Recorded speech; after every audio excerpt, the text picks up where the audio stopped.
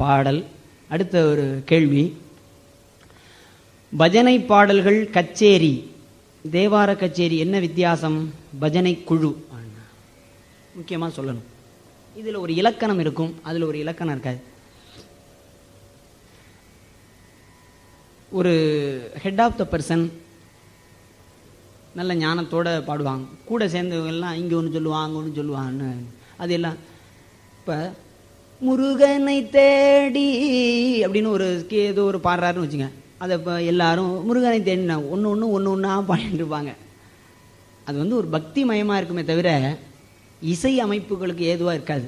அதுதான் அந்த பஜனை கோஷ்டிடா அப்படின்னு சொல்லுவாங்க, அது வேற. ஆனால் நார்த்தில் எல்லாம் பார்த்தீங்கன்னா அபங்கம்னு ஒன்று இருக்கும், பிரமாதமாக இருக்கும். அந்த ஒரு சுதியில் அப்படியே நிற்பாங்க ஹார்மோனியத்தை வச்சுட்டு பிரமாதமாக. நார்த்தில் பார்த்தீங்கன்னா நேஷ்னல் ப்ரோக்ராம்லாம் பார்த்தீங்கன்னா அந்த சுதியோடு நின்றுட்டு இருப்பான் அந்த நார்த்து பாடகன்லாம், அது வேற. இந்த பஜனைங்கிறதெல்லாம் பக்தியின் மேலிட்டால் சுதியை விட்டுருவாங்க, ஆனால் பக்தி இருக்குது அதில். முருகா முருகா முருகா முருகான்னு ஒவ்வொருத்தரும் ஒவ்வொரு வாய்ஸில் பாடிக்கிட்டே இருப்பாங்க. அதை வந்து எல்லாராலையும் கேட்க முடியாது இல்லையா? அதான் இதுக்கும் அதுக்கும் உள்ள வித்தியாசம், வேற ஒன்றும் இல்லை. இது ஒரு ஒழுங்கு இருக்குது, அது ஒரு ஒழுங்கு இல்லாமல் பக்தியின் மேலிட்டால் ஒரே கும்பலாக இருக்கும்.